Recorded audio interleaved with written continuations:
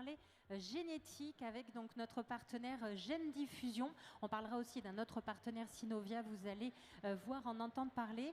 Christophe, je te passe la main du coup pour ce temps d'échange, donc un temps d'échange présentation et aussi témoignage d'agriculteurs. Donc venez nous rejoindre autour du ring. Merci beaucoup. Donc bonjour à tous, Christophe Bonin, responsable de la région sud de Gène Diffusion. Donc on va déjà vous présenter une petite vidéo qui va permettre de présenter la coopérative. Donc si on peut lancer la vidéo Gène Diffusion.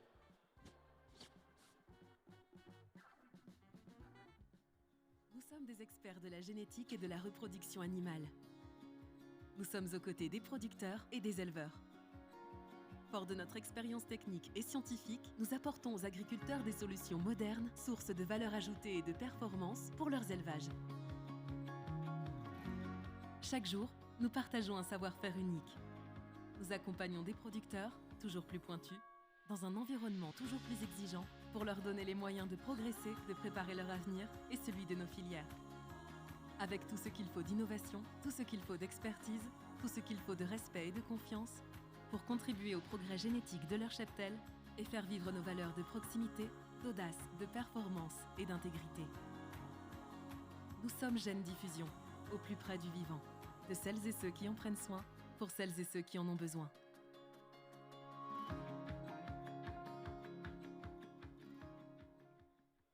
Donc voilà, Gène Diffusion, comme je vous disais, répartie en 3 régions sur la France.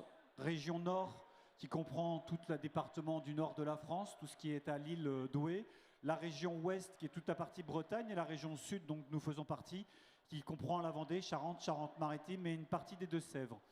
Donc Gène Diffusion, comme vous l'avez vu sur la vidéo, c'est en première partie le bovin, le porcin, mais aussi l'équin, le caprin, avec une activité aussi de réappro, de négoce, une activité dans les nouvelles technologies, dans la biotechnologie, et aussi des activités sur le monitoring. Donc on va aussi lancer, vous présenter l'outil aujourd'hui qu'on a en commun avec Synovia, qu'on met en avant, c'est-à-dire Mosae. Si on peut lancer l'outil Mosae Monitoring, vous l'avez ?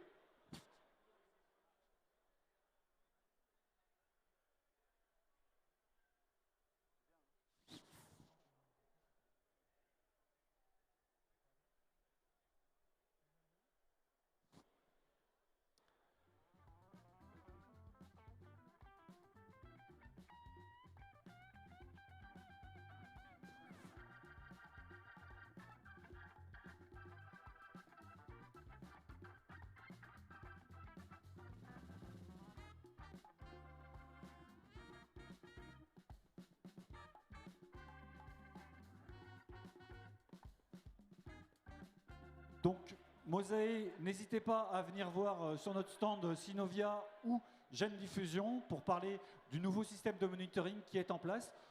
Aujourd'hui, il y a beaucoup d'éleveurs qui ont commencé à le mettre en place et c'est une vraie révolution dans le monde du monitoring. Nous allons revenir sur Gène Diffusion et je vais donc laisser la parole à Mathieu.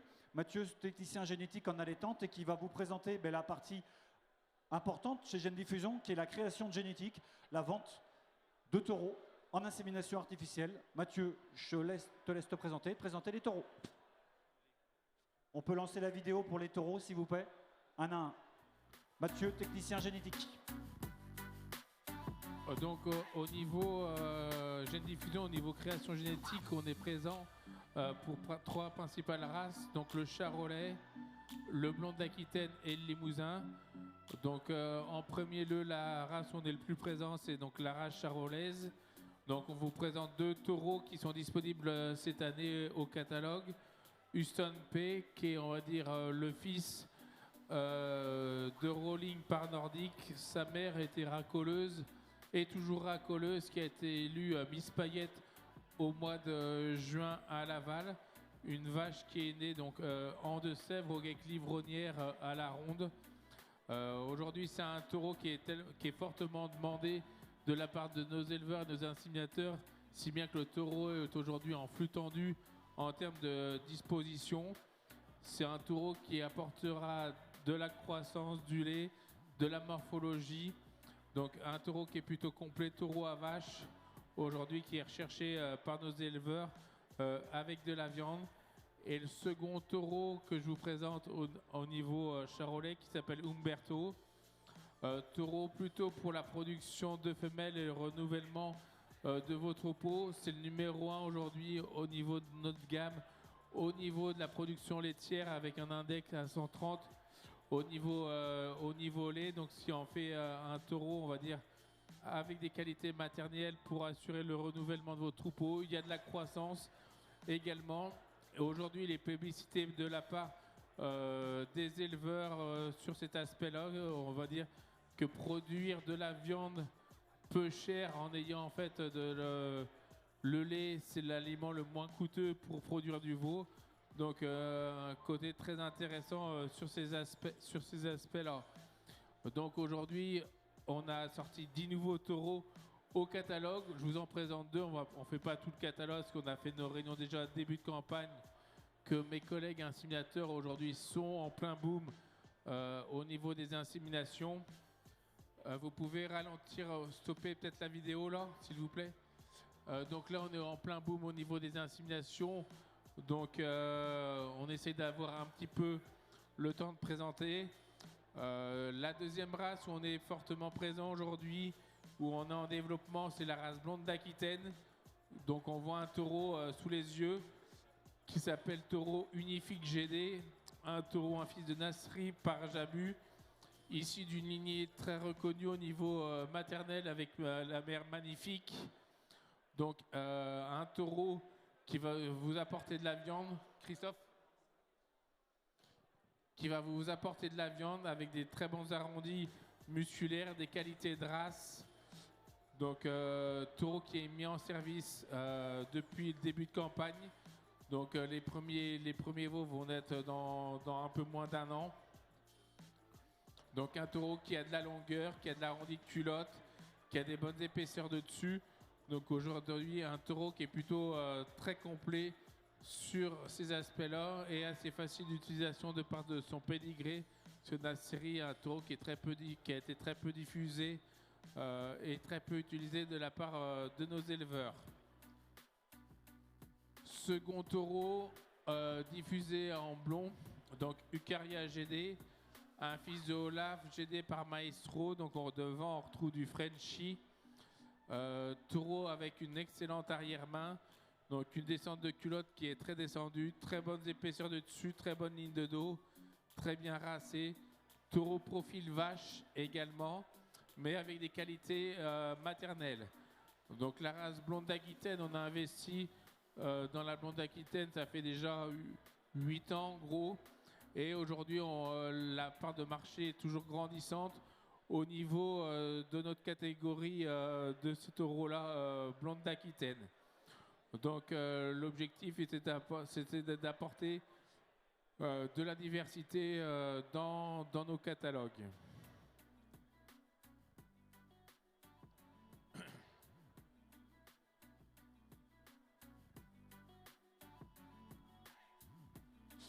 Et également en blonde d'Aquitaine, comme on le fait en race charolaise et en gamme limousine qu'on verra par la suite, eh ben on a développé aussi un noyau sans cornes en blonde d'Aquitaine qui est quelque chose de demandé aussi de la part des éleveurs.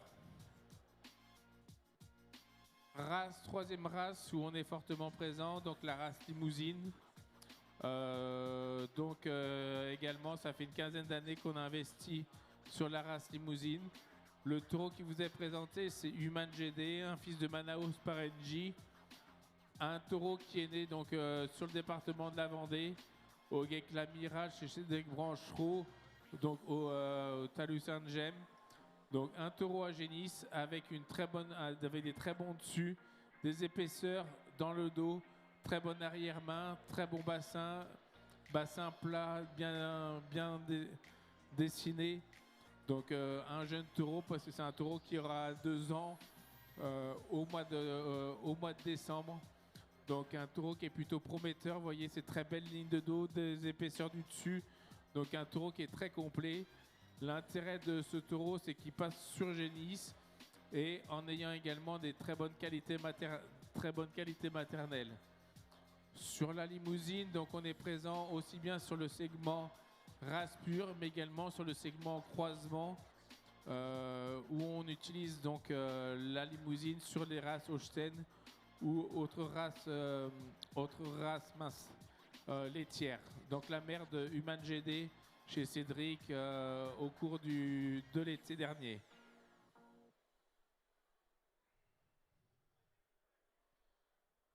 Et normalement, c'est bon au niveau de la présentation des taureaux. Ok, merci beaucoup Mathieu. Donc pour rappel, aujourd'hui sur la région sud, vous avez à disposition un maillon assez fort de 65 inséminateurs qui sont présents sur l'ensemble du territoire. Donc n'hésitez pas à les solliciter dans vos élevages pour faire de la génétique, des conseils en génétique, mais aussi, et ça va permettre de faire la transition, de faire de la reproduction, parce que Gène Diffusion, son entité, c'est de faire de la génétique, mais aussi de la reproduction. Donc je vais laisser intervenir Franck et aussi remercier Olivier et François, qui sont tous les deux utilisateurs de ce que nous allons vous présenter, c'est-à-dire vraiment la gestion de la reproduction par Gène Diffusion dans vos élevages.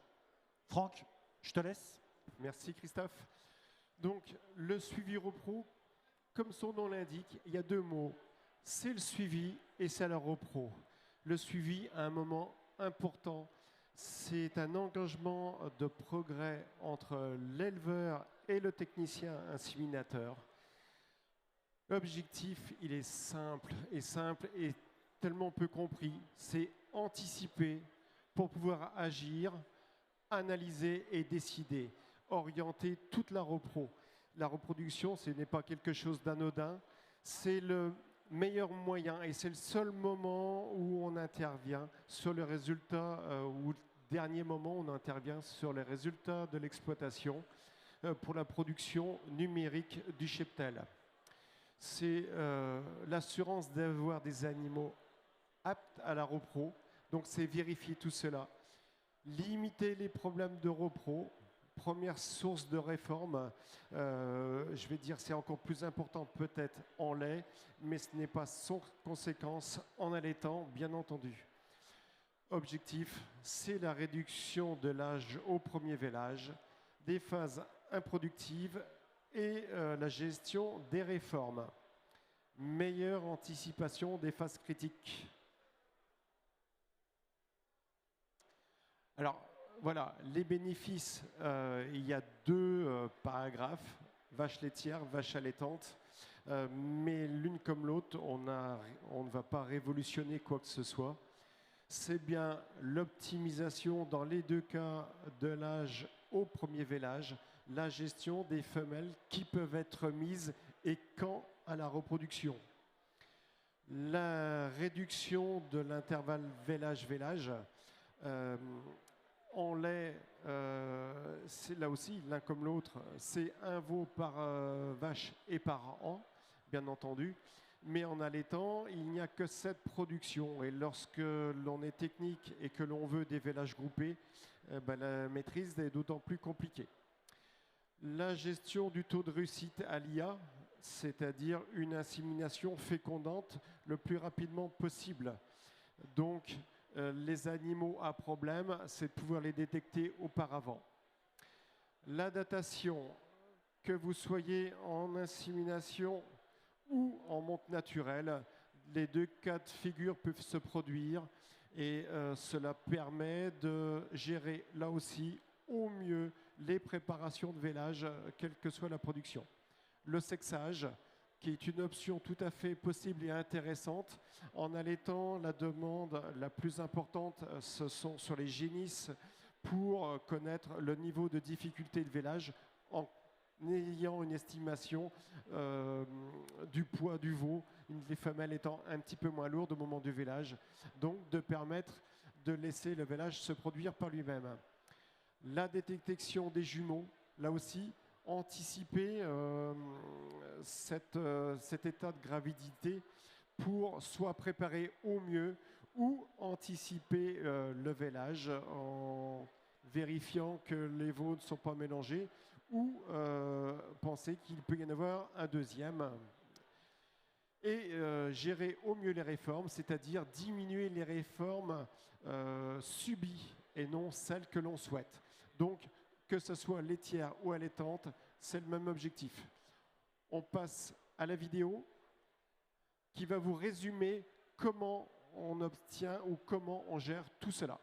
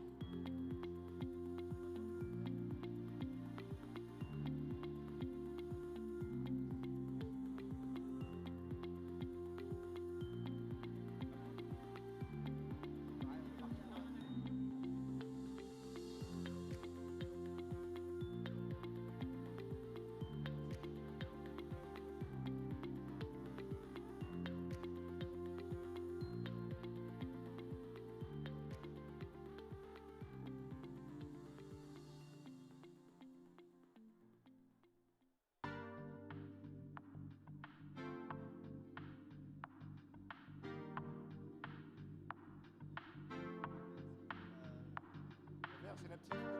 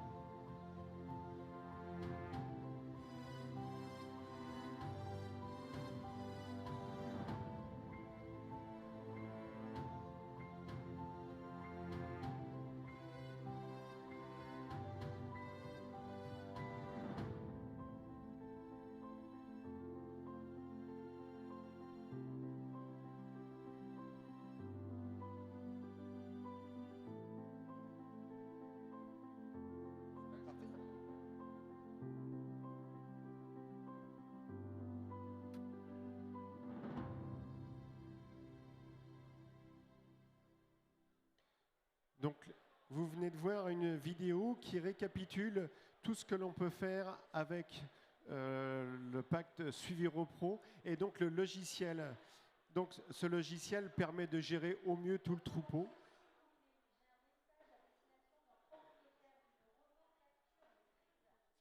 Donc le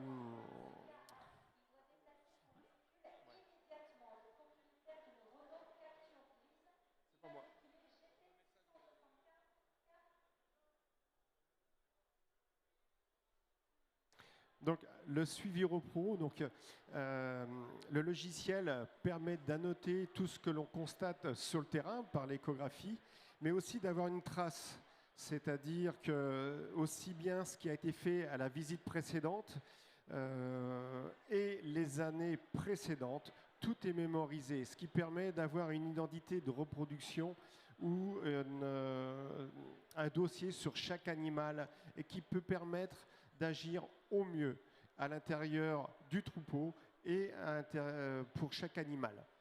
Donc je vais demander maintenant 2 utilisateurs allaitants, 2 troupeaux différents, un éleveur blond et un éleveur charolais. Quels sont depuis combien de temps? Est-ce qu'ils en retirent? Ou comment eux, ils perçoivent cette utilisation? Qui veut démarrer? François? Bonjour à tous. Donc ça fait 3 ans qu'on utilise le suivi Repro. On en est très content. Ça permet de prendre le temps de regarder nos animaux. Donc je le fais que sur mes primipars pour l'instant et quelques vaches avec des jumeaux. Et ça permet de se poser un mois globalement avant le début de la repro, savoir où on en est rendu au niveau de l'involution, si ça marche ou pas.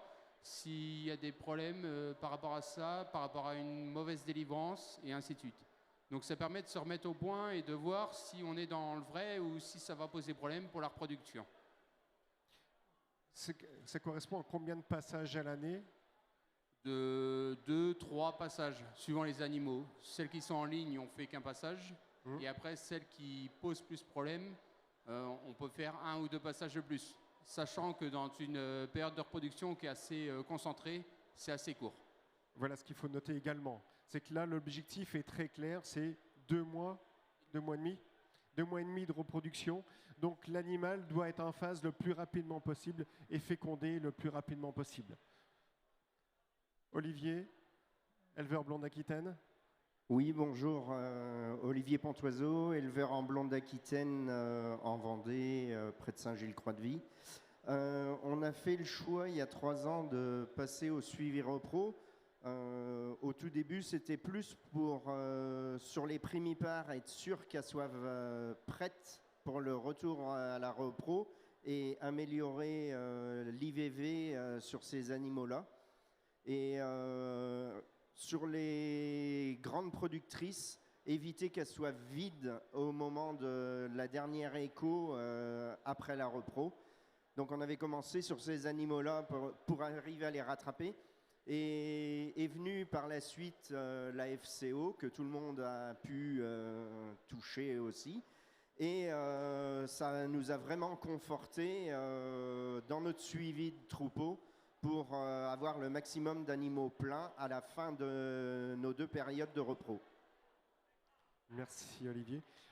Par rapport à ça, donc, je rajouterai, donc Olivier a plusieurs périodes de repro, 2, 3. 2 et toujours sur les mêmes bâtiments. Donc l'aspect IVV est important, mais l'aspect gestion du troupeau par rapport au bâtiment est un deuxième facteur, entre guillemets, aggravant dans leur système. Puisqu'il faut absolument que les vaches soient pleines pour laisser la place à celles qui arrivent et que ça tourne. Puisque les animaux hors repro sont sur un autre site avec moins de surveillance et moins de possibilités d'intervention. Je rajouterai, donc Olivier a bien précisé, les primipares qui sont, elles, le maillon faible de la reproduction, puisqu'on leur demande de poursuivre leur croissance et de retourner en reproduction. Ce qui est d'autant plus compliqué pour ces animaux-là. Et donc, l'objectif est de porter une attention particulière à cette cohorte. Je vais rajouter, il y a 4 profils en allaitant, 4 types de suivi. Je ne vais pas détailler, mais en fonction des objectifs et des conduites des éleveurs. Il y a la possibilité donc de développer tout cela en échange sur le stand Gènes Diffusion. Nous sommes à votre disposition. Et donc la possibilité d'avoir une offre alléchante pendant la période du tech élevage et jusqu'à la fin de l'année. N'hésitez pas à nous rencontrer. Merci pour votre écoute.